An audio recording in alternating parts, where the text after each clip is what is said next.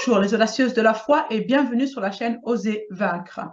Aujourd'hui, je vais vous parler de la rédemption éternelle. La plupart des chrétiens croient que lorsqu'ils naissent de nouveau, ils sont pardonnés de leurs péchés du passé.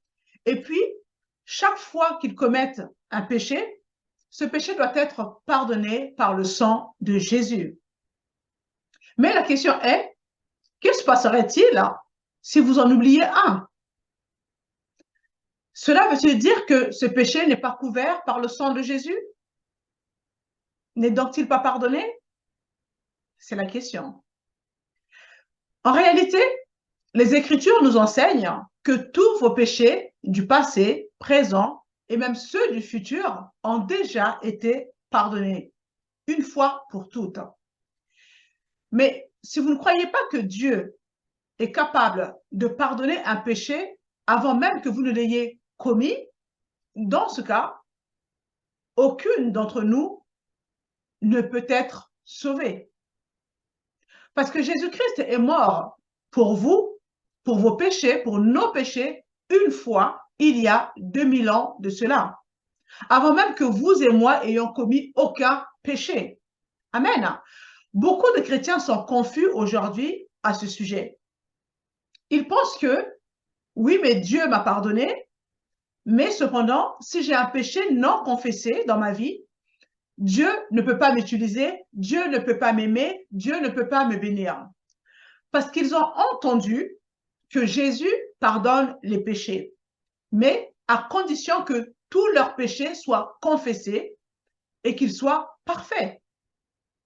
Mais malheureusement, parfois nous commettons des péchés sans même nous en rendre compte nous-mêmes. Nous avons constamment des mauvaises attitudes. Nous sommes des humains.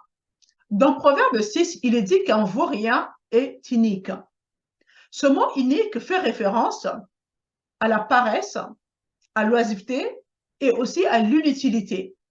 Si vous êtes paresseuse, si vous n'êtes pas productive, alors vous êtes inique ou injuste. Et la plupart des gens ne considèrent pas cela comme étant un péché. Et pourtant, la Bible en parle. La Bible dit que c'est un péché, c'en est un. Dieu ne nous a pas créés pour être des personnes incapables. La Bible dit dans Jean 4, 17, « Si donc quelqu'un sait faire ce qui est bien et ne le fait pas, il commet un péché. » Donc, si vous pensez que vous devez constamment confesser vos péchés, c'est la raison pour laquelle vous vivez dans un état constant de condamnation, de culpabilité et d'indignité. Car votre cœur vous fait savoir que vous pourriez être meilleur. Amen. Si vous croyez que chaque péché est une nouvelle transgression contre Dieu, et tant que vous avez des problèmes dans votre vie que vous n'avez pas résolus, vous pensez peut-être que Dieu ne vous aime pas, Dieu ne vous protège pas. C'est la raison pour laquelle autant de chrétiens vivent une vie médiocre et ne peuvent pas s'approprier les bénédictions de Dieu qui leur revient du droit divin. Amen. Parce que leur conscience leur montre constamment qu'ils sont inférieurs à ce qu'ils sont censés être. Vous vivez dans un état constant de condamnation. Et ce n'est pas la volonté de Dieu pour nous. Amen. Vous savez que Dieu est tout-puissant, qu'il est capable de faire de grandes choses, mais cependant, vous doutez de sa volonté à utiliser sa capacité pour votre situation, parce que vous pensez que vous n'êtes pas digne. Mais il faut savoir que Dieu est esprit. Amen. Dieu est esprit, il vous voit en esprit. Et dans l'esprit, vous êtes parfaite à l'image même de Jésus-Christ. Dans l'esprit, pardon, vous avez déjà été pardonné de tous vos péchés du passé, présent et futur. Et votre esprit est scellé du Saint-Esprit. Amen. Donc, ce qui veut dire que dans votre esprit, vous êtes aussi juste que Jésus lui-même. Tel il est, tel vous êtes dans ce monde. Et Dieu traite avec vous sur la base de cet esprit et non sur votre chair et de vos échecs. C'est une bonne nouvelle de comprendre cela. Parce que Dieu ne regarde pas à vos manquements. Dieu ne regarde pas à vos faiblesses, mais Dieu regarde à votre esprit qui est identique à Jésus-Christ. C'est une bonne nouvelle. Amen. C'est ça l'évangile de notre Seigneur Jésus-Christ. L'une des raisons pour lesquelles les chrétiens croient qu'à chaque fois qu'ils pêchent, ils doivent appliquer le sang de Jésus, c'est parce qu'ils n'ont pas compris la différence entre l'ancienne alliance et la nouvelle alliance. Ils s'appuient souvent sur ce verset biblique dans Hébreux 9, verset 22 qui dit « Et presque tout d'après la loi est purifié avec du sang, et sans effusion de sang, il n'y a pas de pardon. » Amen. C'est sur ce passage-là que souvent les gens se basent pour dire que oui, mais à chaque fois que je commets un péché, je dois invoquer le sang de Jésus pour effacer ce péché. Alors, sans même aller trop loin, je ne vais pas rentrer dans un débat de théologie, mais lorsque vous lisez ce passage, vous remarquerez que au début de ce passage, il est écrit d'après la loi. D'après la loi. Mais le problème, c'est que nous, aujourd'hui, nous ne sommes plus sous la loi. Amen. Nous sommes sous la grâce.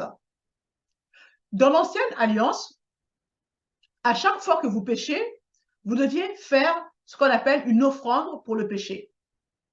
Parce qu'une fois, une fois de plus, nous échouons sans même nous rendre compte que nous échouons. Amen. Et une fois par an, le peuple de Dieu avait un jour pour l'expiation. C'était un jour où il faisait une offrande pour les péchés de toute la nation entière, les péchés qui n'avaient pas été confessés ou traités. Et donc, à ce moment-là, il y avait une constante effusion de sang. Il y avait beaucoup de sacrifices à faire du matin et au soir. Le sacrifice du matin, le sacrifice du soir. Il y avait des sacrifices même quand vous étiez malade. Il y avait des sacrifices quand vous accouchez. Il y avait des sacrifices pour tout. Amen. Donc, il y avait énormément d'effusion de sang. D'où ce passage de Hébreu que nous venons de lire, Hébreu 9, verset 22. Lisez le livre de Lévitique, vous verrez le nombre de sacrifices qu'il y avait constamment pour pouvoir effacer les péchés. Mais en ce qui nous concerne, ce n'est plus le cas. Romains 6, 23 nous dit que le salaire du péché, c'est la mort. Au lieu de tuer les gens à cause de leurs péchés, Dieu a permis que cela soit remplacé par un animal. D'où les sacrifices que nous voyons dans l'Ancienne Alliance. Il y avait beaucoup de sacrifices, des offrandes pour les péchés, etc., etc. C'était vraiment pour montrer que chaque péché méritait la mort. Amen. Donc, raison pour laquelle il y avait beaucoup de sacrifices dans l'Ancien Testament et l'effusion du sang. Mais Dieu a permis que les gens puissent utiliser les animaux à la place au lieu de sacrifier les gens pour un péché. Donc, il y a un Dieu qui vous aime, vous voyez? Il vous aime tellement qu'il a pourvu au sacrifice parfait pour éviter que ces sacrifices puissent continuer encore et encore. Et bien évidemment, il a offert Jésus, qui est l'agneau de Dieu, qui ôte le péché du monde. Amen. Donc, plus besoin de faire des sacrifices, parce que Jésus est le sacrifice qui met fin à tout sacrifice. Amen. Mais malheureusement, nous avons encore cette mentalité de l'Ancien Testament selon laquelle lorsque je pêche, je dois couvrir ce péché par le sang de Jésus parce que je considère que c'est une nouvelle offense devant Dieu. Amen. Nous avons toujours tendance à invoquer le sang de Jésus sur tel péché pour couvrir ce péché. Mais il faut savoir que les sacrifices de l'Ancien Testament étaient l'ombre de choses à venir. Amen.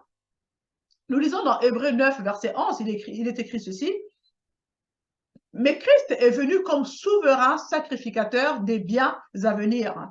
Il a traversé le tabernacle plus grand et plus parfait qui n'est pas construit par la main de l'homme, c'est-à-dire qui n'est pas de cette création. Versets 9 à 10.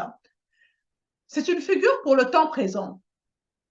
Elle signifie que les dons et sacrifices présentés ne peuvent mener à la perfection sous le rapport de la conscience, celui qui rend ce culte. Ce sont là des ordonnances charnelles relatives seulement à des aliments, des boissons, des diverses ablutions et imposées jusqu'à un temps de réforme. Verset 12.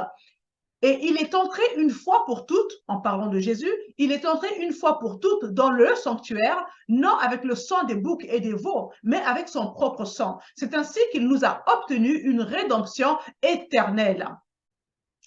Vous voyez, si vous lisez le chapitre de Hébreux 9 en entier, il est écrit que Jésus l'a fait une seule fois pour toutes.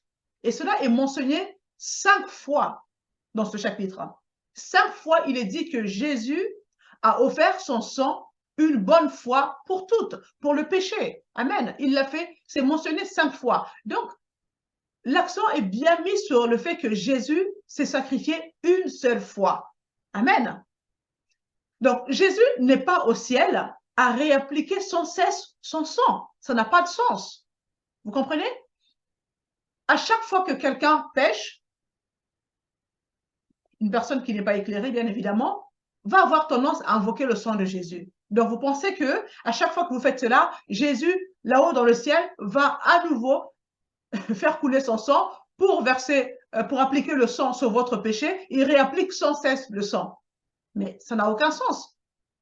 Vous comprenez? Et le concept commun de la plupart des chrétiens est que Jésus est toujours en train de réappliquer le sang. Alors que ce texte que nous venons de lire montre bien que Jésus est entré une fois, une seule fois, Jésus a payé pour vos péchés. Une fois pour toutes. Il vous a obtenu une rédemption éternelle. Amen. Une rédemption, un rachat éternel. Alors, quelle partie de la rédemption éternelle ne comprenons-nous pas?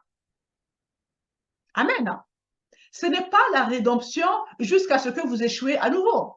Du tout. C'est une rédemption éternelle, un rachat éternel. Donc, certaines personnes pensent que si elles devaient mourir avec un péché non confessé, elles iraient en enfer. Même après 30 ans, 40 ans de vie chrétienne. Ce serait vraiment dramatique. Vous voyez? Donc, à supposer que vous avez un péché non confessé et que vous arrivez à un accident de voiture, un accident mortel, cela signifie que vous irez en enfer? Même si vous étiez né de nouveau depuis 30 ans? Ce serait vraiment terrible. Amen. Vivre avec cette incertitude d'aller au ciel, ce n'est pas ce salut que Jésus-Christ nous a offert. Amen. Nous avons l'assurance d'aller au ciel. Amen.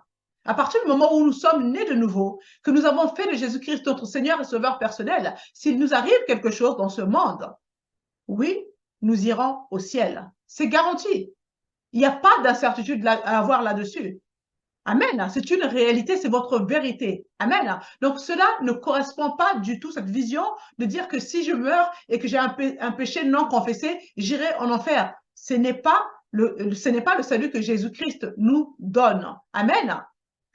Vous avez la rédemption éternelle. Un seul sacrifice a suffi pour vos péchés et ce, pour toujours. Amen. Au verset 13-14, il est dit ceci. Car si le sang des boucs et des taureaux et la cendre d'une génisse qu'on répand sur ceux qui sont souillés les sanctifie de manière à purifier la chair, combien plus le sang de Christ qui, par l'Esprit éternel, s'est offert lui-même sans tâche à Dieu.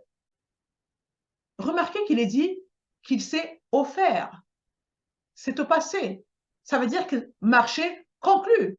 Amen. Il n'est pas dit s'offrant lui-même continuellement encore et encore. Non. Jésus s'est offert lui-même une seule fois à Dieu. Donc, son sang purifie votre conscience de toutes les œuvres mortes afin que vous puissiez servir le Dieu vivant. Donc, si vous vivez sous les œuvres mortes, en pensant constamment que à chaque fois que vous commettez un péché, vous devez arranger les choses en quelque sorte avec Dieu, vous ne pourrez pas servir le Dieu vivant. Parce que votre conscience va vous suyer. Votre conscience va vous condamner. Amen. Et c'est pourquoi Jésus est le médiateur du Nouveau Testament pour les transgressions commises sous le Premier Testament. Nous avons au verset 12 un rachat éternel, une rédemption éternelle. Puis au verset 15, un héritage éternel. Pas un héritage jusqu'à ce que vous échouez à nouveau. Amen. C'est un héritage éternel. Mais les gens se disent, mais comment est-ce possible? Les gens se demandent comment est-ce possible, mais c'est simplement parce que nous nous regardons dans la chair. Nous voyons ce que nous avons fait et nous nous regardons les uns les autres, nous nous traitons les uns les autres dans la chair et non selon l'esprit. Mais rappelez-vous que Dieu est esprit. Amen. Il nous voit en esprit, pas selon notre chair. Amen. Donc dans l'esprit, nous avons été sanctifiés. Nous avons été perfectionnés pour toujours. Amen. C'est cela notre réalité.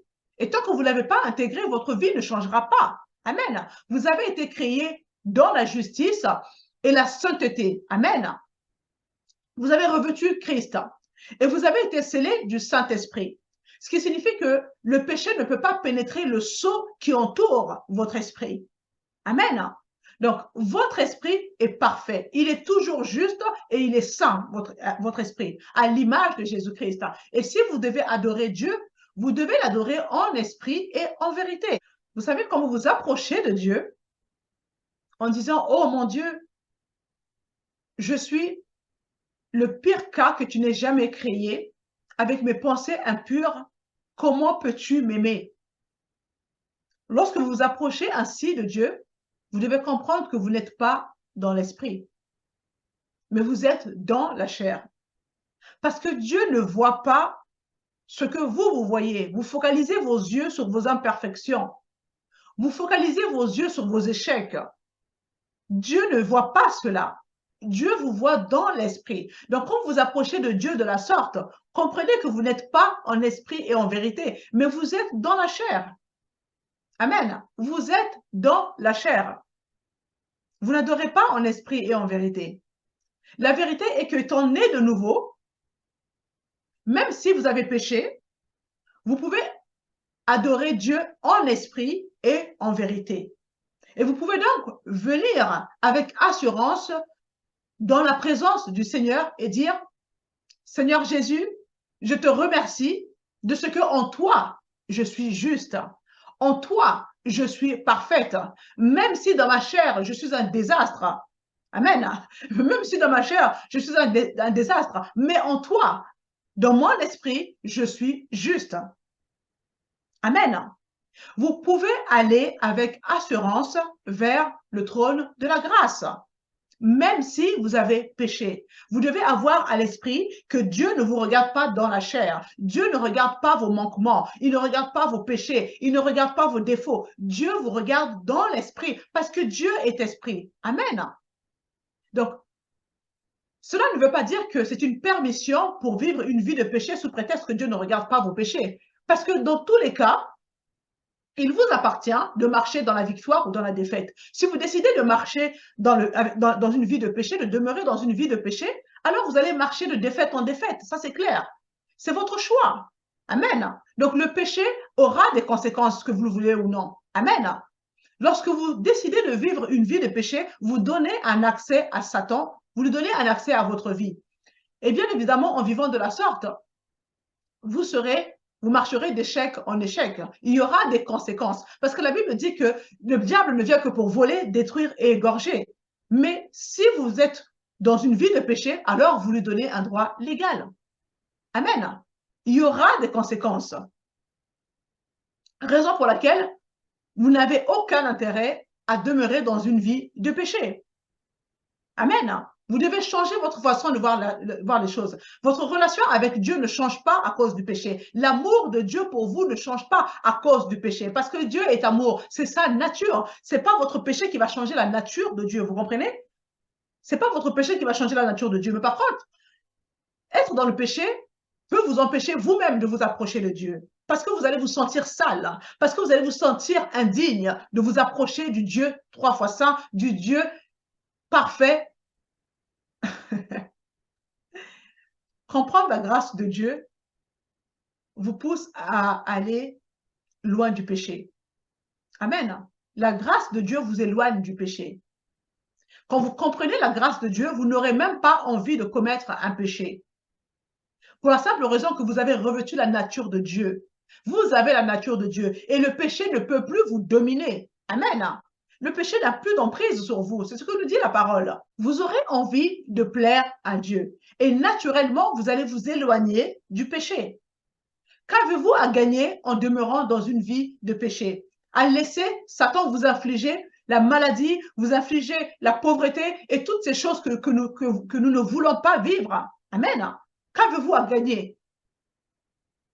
Rien. Bien au contraire, vous avez tout à perdre.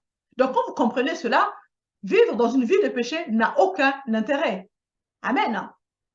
C'est pourquoi nous devons marcher dans la sanctification. Quand on comprend la grâce, on marche naturellement dans la sanctification. Amen. La Bible déclare qu'en effet, Christ n'est pas entré dans le sanctuaire fait par la main de l'homme. Amen. Il est rentré directement dans le ciel lui-même. Il est rentré dans le ciel pour nous représenter devant Dieu.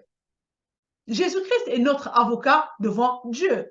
Ce n'est pas pour s'offrir lui-même plusieurs fois qu'il est entré comme le grand prêtre qui entre une fois par an pour offrir un autre sang que le sien.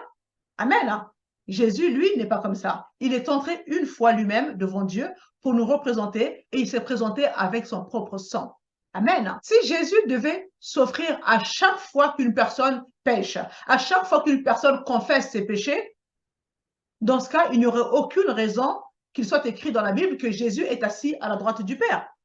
Il serait dans ce cas constamment en train de travailler. Parce qu'il y a des millions, voire même des milliards de chrétiens sur la terre qui confessent des péchés chaque jour, chaque heure, à chaque instant. Ça veut dire que Jésus ne serait jamais assis à la droite du Père. Il serait toujours en train de réappliquer son sang encore et encore, couvrir les péchés de l'humanité entière. Amen. Mais la Bible nous dit qu'il est entré une fois, une seule fois, dans les lieux célestes auprès du Père pour nous représenter avec son sang. Amen. Hébreux 9, 12. C'est très important de comprendre ça. Vous savez, il y a une différence entre la façon dont on traitait le péché dans l'ancienne alliance et la nouvelle alliance. Par conséquent, c'était un rappel constant que quelqu'un devait mourir à cause du péché. D'où les sacrifices multiples que nous lisons dans l'Ancien Testament, notamment dans le livre de Lévitique. Amen. Mais maintenant que nous avons la rédemption, nous ne sommes plus en attente d'une rédemption parce que c'est déjà accompli. C'est accompli il y a 2000 ans de cela. Donc, du coup, nous regardons en arrière. Et lorsque nous regardons en arrière, nous réalisons que cela a déjà été fait. C'est accompli. Amen. Et le verset 25 à 28 nous dit, ce n'est pas non plus pour s'offrir maintes fois comme le grand prêtre entre année après année dans le sanctuaire avec du sang qui n'est pas le sien, sans quoi il aurait dû souffrir maintes fois depuis la fondation du monde. Mais maintenant, à la fin des temps, il s'est manifesté une seule fois pour abolir le péché par son sacrifice. Et tout comme il est réservé aux humains de mourir une seule fois, après quoi vient le jugement, de même aussi le Christ, qui s'est offert une seule fois pour porter les péchés d'une multitude, apparaîtra une seconde fois en dehors du péché pour ceux qui l'attendent en vue du salut. Amen. Jésus est entré une fois pour toutes et a obtenu une rédemption éternelle, l'héritage éternel. Il est mort une fois pour vos péchés. Jésus ne meurt plus et ne réapplique plus le sang. Vous avez été pardonnés de tous vos péchés, passés, présents et futurs. C'est libérateur lorsque vous comprenez cela. Amen. C'est libérateur. Et lorsque nous lisons Hébreux 10, verset 1, il est dit ceci. La loi, en effet, possède une ombre des biens à venir et non l'exacte représentation de la réalité. Elle ne peut jamais, par l'offrande annuelle et toujours répéter des mêmes sacrifices, conduire à la perfection ceux qui y participent. Sinon, n'aurait-on pas cessé de les offrir? Il y a un point d'interrogation. Vous comprenez? Il y a un point d'interrogation sur ce verset. Donc, cela montre que les sacrifices de l'Ancien Testament ne pouvaient pas purifier quelqu'un. Sinon, on aurait cessé de les offrir. Donc, le fait même de les refaire, de les offrir à répétition, montrait qu'effectivement, ce n'était que symbolique. Ce n'était que symbolique. Donc, si les sacrifices de l'Ancien Testament étaient efficaces, alors vous et moi aurions pu vivre sans avoir la conscience du péché. Ce qui n'est pas le cas. Amen. Ces sacrifices ne pouvaient pas être efficaces. Ils n'étaient que l'ombre des copies des choses à venir. Mais dans le Nouveau Testament, là, c'est efficace. Amen. Un sacrifice a suffi. Parce que Jésus-Christ est venu mettre fin à tous les sacrifices. Donc, vous ne devriez plus avoir la conscience du péché sous la nouvelle alliance. Amen. Nous avons tous péché. C'est vrai, la Bible nous le dit dans Romains 3. Tous ont péché sans priver de la gloire de Dieu. Nous avons tous péché. Et nos consciences ont été dans différents états de souillure et de sentiments d'indignité. C'est la vérité. Mais vous savez que une fois que vous êtes né de nouveau, vous ne devriez plus avoir la conscience du péché. Jésus-Christ a payé une bonne fois pour toutes. Le sang de Christ Jésus purifie nos consciences de toutes les œuvres mortes afin que nous puissions servir le Dieu vivant. Nous l'avons lu. C'est la vérité. Amen. Au verset 10, il est dit que Jésus est mort et a établi un testament. Et c'est en vertu de cette volonté que nous sommes sanctifiés par l'offrande du corps de Jésus-Christ une fois pour toutes. Vous avez été sanctifiés. Le mot sanctifié signifie mettre à part, être mis à part, être rendu saint. Amen. Donc, vous avez été mis à part, rendu saint une fois pour toutes. Verset 11, il est dit, chaque prêtre se tient debout tous les jours pour faire le service de Dieu. Il offre souvent les mêmes sacrifices, mais ceux-ci ne pourront jamais enlever les péchés. C'est clair. Amen. Il y a donc un contraste. Lorsque nous lisons le verset 12, il est dit ceci. Mais Jésus, après avoir présenté un seul sacrifice pour les péchés, il s'est assis à perpétuité à la droite de Dieu. Pas uniquement pour tout le monde, mais pour tous les temps. Amen. Donc, Jésus est assis à la droite de Dieu. Au verset 13, désormais attendons jusqu'à ce que ses ennemis soient faits son marchepied. Car par une seule offrande, vous voyez bien que l'accent est mis sur une seule offrande. Amen. Il a perfectionné pour toujours ceux qui sont sanctifiés. Verset 14, il est dit que, car par une seule offrande, vous voyez, ça revient encore, il a rendu parfait à perpétuité ceux qui sont sanctifiés. Donc, si vous avez été sanctifiés, cela signifie que vous avez été rendue parfaite. Vous êtes parfaite dans l'esprit. Pour toujours, vous êtes parfaite. Amen. Alors, maintenant, de quoi s'agit-il quand on parle de la perfection? Amen. Vous êtes parfaite. Mais vous devez comprendre qu'il ne s'agit pas, ici, on ne parle pas de votre corps. On ne parle pas de votre âme. Amen. On parle de votre esprit. Dieu est esprit. Notre relation avec Dieu se passe d'esprit à esprit. Et dans l'esprit, vous avez été rendu parfaite. Amen. Votre corps, votre âme n'est pas parfait. Amen. Parce que 1 Jean 4, 17 nous dit que tel est Christ, tel nous sommes dans ce monde. Bien évidemment, ce verset ne fait pas référence à notre corps physique. Il fait référence à notre esprit qui est à l'identique de Jésus-Christ. Parce qu'il est écrit dans la parole que celui qui s'unit au Seigneur est un seul esprit avec lui. 1 Corinthiens 6, 17. Il est dit aussi que Dieu a envoyé dans nos cœurs l'esprit de son Fils qui crie en nous Abba Père. Galates 4, 6. Il est dit que une personne qui n'a pas l'esprit de Christ ne lui appartient pas. Romains 8, 9. N'oubliez pas que lorsque nous lisons la Bible, nous devons faire attention, tenir compte du contexte. Pour la simple raison que ce sont les hommes qui ont divisé la Bible en chapitres et en versets. Amen. Donc, cela signifie que quand vous lisez, par exemple, le chapitre 1 du livre d'Hébreux, du début jusqu'à la fin, il s'agit d'un même sujet qui a été abordé par le même auteur. Vous comprenez? Ce n'est pas parce qu'aujourd'hui, vous avez lu le chapitre 1 que vous êtes arrêté à 10, et puis quand vous allez reprendre le chapitre 15 à 20, que c'est une histoire différente. Vous voyez ce que je veux dire? Parce que souvent, on a tendance à se mélanger à ce niveau-là. Il faut bien comprendre que du chapitre 1 jusqu'au dernier chapitre, c'est exactement le même sujet. C'est le même sujet, c'est la même lettre, et ce sont les hommes qui ont divisé la lettre en chapitres et en versets. Mais le contexte reste le même. Donc, il est très important de tenir compte des contextes lorsque nous voulons prendre le temps de comprendre un verset biblique. Amen. Dans Hébreux 12, 22, il est dit que c'est votre esprit qui est parfait. Votre corps n'est pas parfait. Votre corps n'est pas celui qu'il deviendra.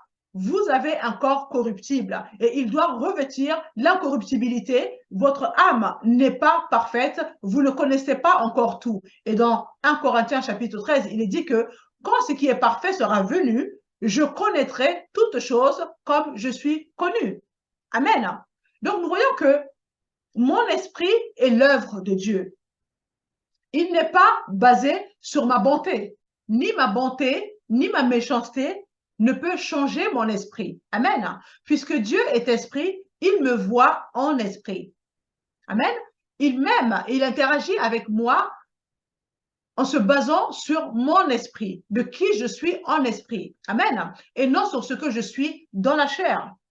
Et c'est ça que vous devez absolument comprendre.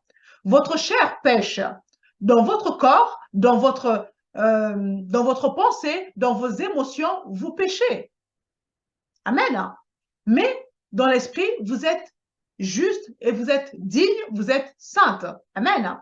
Et donc, il y a toujours raison de confesser nos péchés. Parce que notre chair pêche, nos sentiments, nos émotions, nos pensées pêchent. Donc, il y a toujours une raison de confesser nos péchés. Mais non pas pour qu'ils soient pardonnés. Dans le sens où, si vous mourrez, vous risquez d'aller en enfer parce que vous avez un péché non confessé, ou que Dieu ne va pas vous utiliser, ou ne va pas communier avec vous, etc. Amen. Ce n'est pas dans ce sens-là. Il est écrit dans 1 Jean 1:9.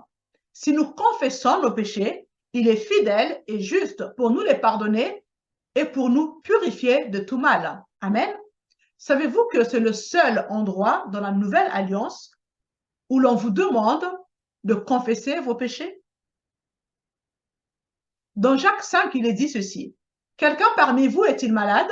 Qu'il appelle les anciens de l'Église et que les anciens prient pour lui en lui appliquant de l'huile. La prière de la foi sauvera le malade. S'il a commis des péchés, le pardon lui sera accordé. Avouez-vous donc vos fautes les uns aux autres.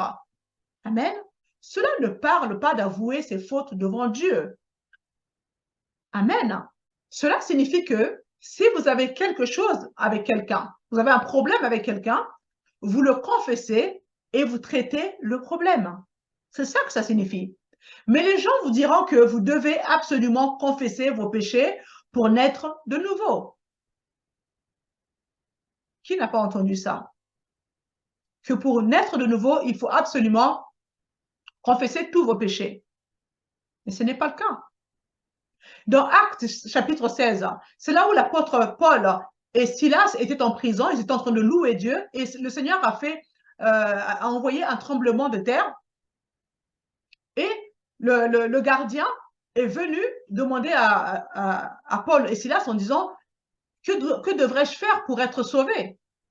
Mais Paul n'a pas dit va confesser tes péchés, demander à Dieu de te pardonner. Il a dit crois au Seigneur Jésus et tu seras sauvé, toi et ta famille. Amen. Donc, l'Église vous dira que vous devez absolument confesser tous vos péchés. Mais que se passera-t-il si vous oubliez un péché ou si vous oubliez, je ne sais pas moi, une dizaine de péchés? Ça veut dire que ces péchés ne sont pas pardonnés? Qu'au moment où vous allez vous en souvenir, peut-être des années plus tard ou un mois plus tard, après votre nouvelle naissance, cela voudra dire que ces péchés ne sont pas du tout pardonnés? Ça n'a aucun sens. Est-ce que vous savez que le mot péché signifie manquer la cible, rater la cible? Nous avons tous raté la cible, sans exception. Tous. Donc, si le salut dépendait de la confession de vos péchés, aucun d'entre nous ne serait sauvé. Personne ne serait sauvé. On peut confesser les péchés aujourd'hui et ne pas se souvenir de ce qu'on a fait il y a 15-20 ans. Vous comprenez? Donc, le fait de dire qu'il faut absolument confesser tous les péchés pour être sauvé, c'est un mensonge. C'est avoir un poids sur votre conscience. Le poids de la culpabilité, de la condamnation. C'est tout ça, en fait, que l'Église vient vous mettre encore, vient mettre encore sur vous. Mais ce n'est pas ce que la Bible nous dit.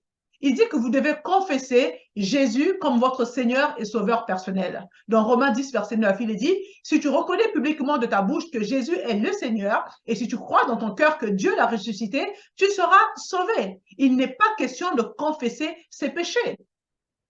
Amen. Cependant, vous devez reconnaître que vous êtes un pécheur, que vous devez reconnaître que Jésus est mort pour les impies. Et si vous le confessez de votre bouche, si vous le croyez dans votre cœur, alors vous recevrez le salut. Vous n'avez pas besoin de confesser tous vos péchés. Mais vous devez reconnaître votre besoin d'un sauveur, qui est Jésus. Vous avez besoin de le recevoir comme Seigneur et Sauveur personnel pour être pardonné de toutes vos fautes. Amen. Parce qu'il a payé le prix pour celui qui veut bien mettre sa foi, sa confiance en lui.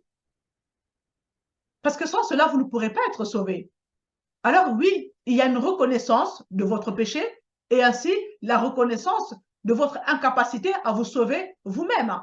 Vous avez besoin d'un sauveur et c'est ce que Jésus est venu vous offrir. Amen. Mais la Bible ne dit pas que vous devez confesser tous vos péchés. Tout ce qui est en dehors du vrai évangile va essayer d'être juste devant Dieu en modifiant son comportement. Si je pouvais vivre mieux, si je pouvais faire moins de mal, si je pouvais ceci, si je pouvais cela, Dieu m'accepterait. Mais c'est un mensonge. C'est un mensonge. Vous ne pouvez pas. Ça n'a pas d'importance dans tous les cas. Parce que Dieu vous regarde dans l'esprit. Il ne regarde pas à vos actions. Il regarde à la foi que vous avez mis en son Fils Jésus-Christ qui est venu mourir à la croix pour vous. Dieu regarde à cela. Donc même si vous décidez aujourd'hui de dire, tiens, je ne veux plus jurer sur qui que ce soit, je vais tout faire pour être correct au plus profond de moi-même. D'ailleurs, c'est impossible. Hein? Soyons honnêtes, c'est impossible de ne pas commettre un péché. Même si vous regardez une personne qui passe dans la rue en disant, oh là là, mais qu'est-ce qu'elle est moche. Rien que ça, c'est un péché. Voilà, donc personne ne peut dire que je peux vivre sans commettre des fautes, vivre dans la perfection, c'est impossible.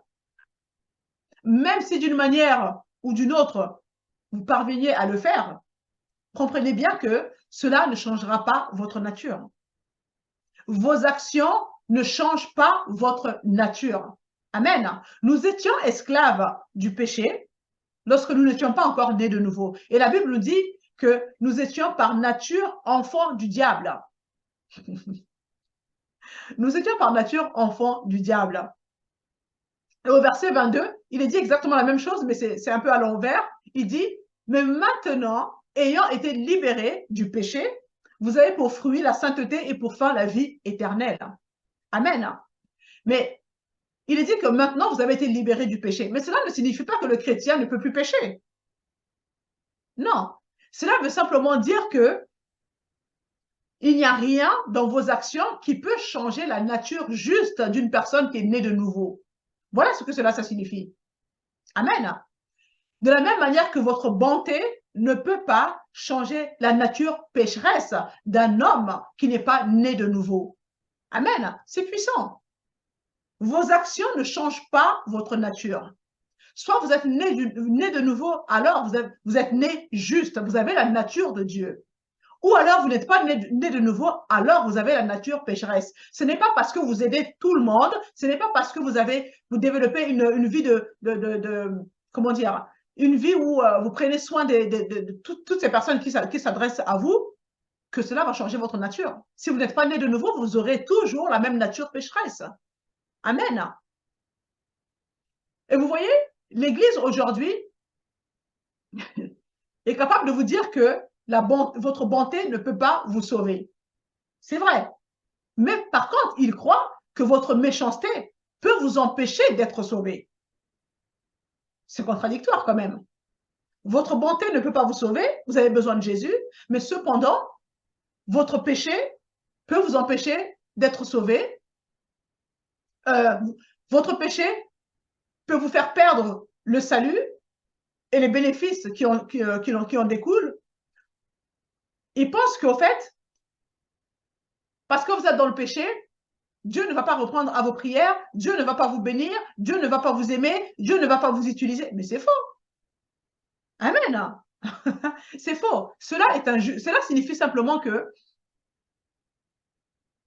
de la même manière que la bonté ne peut pas changer votre mauvaise nature, la méchanceté également ne peut pas changer votre nature que vous avez héritée de Dieu par la nouvelle naissance.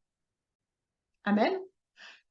C'est votre nature de vivre pour Dieu, pour la simple raison que vous avez revêtu Christ. Amen.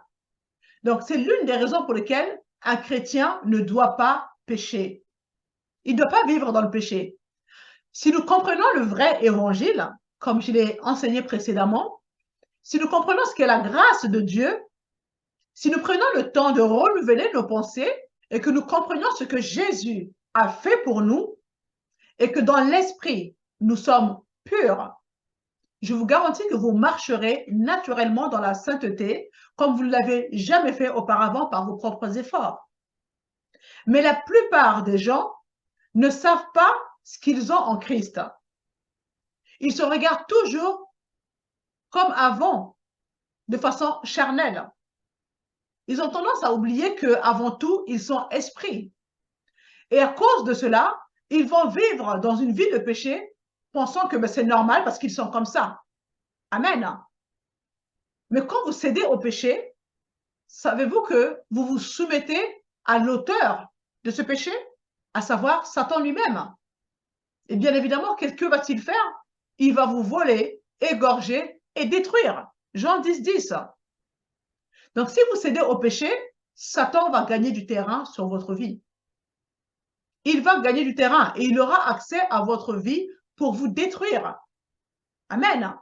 Donc, votre esprit est toujours juste. Même si vous commettez un péché, vous devez comprendre que dans l'esprit, vous êtes juste. Mais maintenant, vous savez que le péché donne un droit légal à Satan. Donc, quand vous êtes dans le péché, vous livrez votre corps et votre âme à Satan. C'est donc stupide, clairement, de demeurer dans une vie de péché. Il ne peut pas toucher votre esprit. Votre esprit est scellé par le Saint-Esprit. Il ne peut pas le toucher. Mais par contre, votre corps et votre âme lui est accessible et de façon légale à cause du péché. Donc, si vraiment vous comprenez tout ce que nous venons d'aborder, vous n'aurez pas envie de marcher, de vivre dans une vie de péché. Le péché est un poids dont vous devez absolument vous débarrasser. Dans Hébreux 12, verset 1-2, il est dit ceci. Puisque nous sommes entourés d'une si grande nuée de témoins, rejetons tout fardeau et le péché qui nous enveloppe si facilement et courons avec persévérance l'épreuve qui nous est proposée. Vous devez absolument vous débarrasser des poids. Le péché est un poids. Amen. Il vous empêche d'avancer dans la vie. Dieu vous aime. Amen. Il vous aime. Vous ne pouvez pas aujourd'hui prendre la grâce de Dieu, cette grande grâce de Dieu, et vous dire que, OK, maintenant j'ai compris que Dieu me regarde seulement dans l'esprit, donc je peux continuer à vivre dans le péché.